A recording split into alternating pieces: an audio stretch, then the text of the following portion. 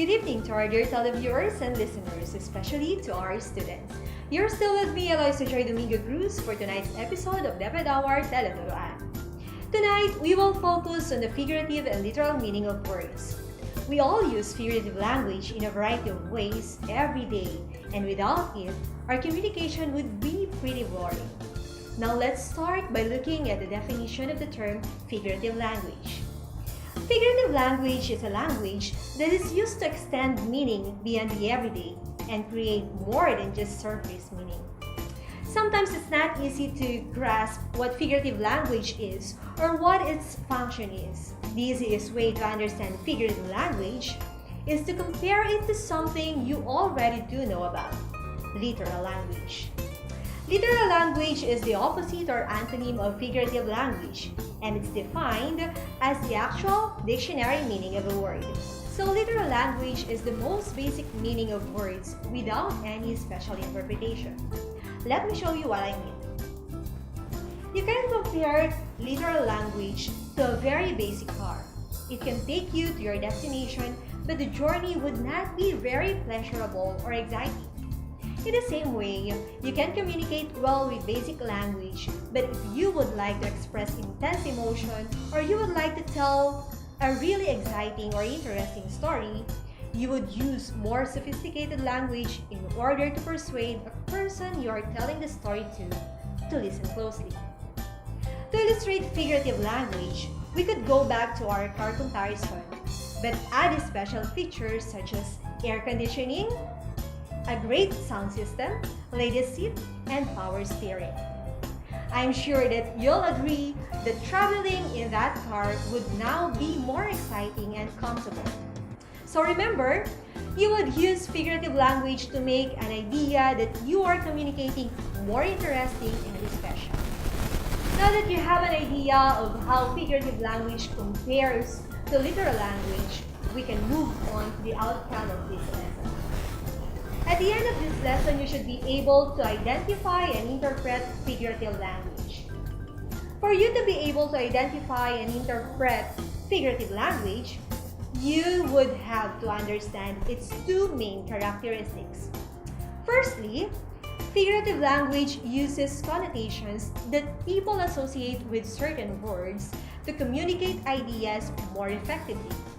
Naturally, these connotations would depend on the reader or listener's own experience. For example, if you are a dog lover and have a dog as a pet, the word dog will bring to mind happy images. The connotations that would associate with dog would probably be love and comfort, and you would smile to yourself if you heard the word. However, if you had the unfortunate experience of being attacked by a dog, your connotations to the word would probably be fear and horror. Can you see how certain words create mind pictures of how these images can help us express ourselves in a more powerful way? Yes, that's true.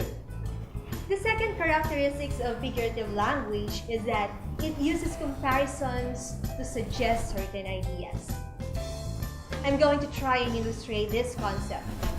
If we say, Cello broke the mug, we know that the mug is literally in pieces. In the same way, if we say, Cello broke his arm, we know that the bone in the arm is actually broken, and from experience, you know that it's very painful. But if we're going to say, Cello broke Mandy's heart, we know that she was very upset, but that the heart is not really in pieces. This last sentence is an example of figurative language. Did you see how in this example, Mandy's heart is compared to an actual broken object, and that the connotation of damage and pain that is associated with the word broken effectively communicates the way Mandy felt? Now let's see if we can identify and interpret the figurative language in another example. His bark is worse than his bite. He grumbles, but is not really angry. Which of these is an example of a figurative language? Before we look at these examples, let's quickly recap what we have discussed. What is the difference between figurative language and literal language? Very good. Figurative language is words and language that are used to extend their meaning beyond the everyday and create more than just surface meaning, while literal language is defined as the actual dictionary meaning of the word. Now we will look back at our example again. Look at the sentence. If we look at the sentence, his bark is worse than his bite, I'm sure you realize that the person does not really bark. But he is in this context being compared to a dog. This is an example of figurative language. The second sentence, he grumbles but is not really angry, means exactly what it says. This is an example of literal language. Do you see that in these two sentences, we convey the exact same meaning, but by using figurative language in sentence 1, it carries a formal, emotional, and passionate message. Later, I'll tell you more about it when we return after a few reminders from our station. Stay tuning in!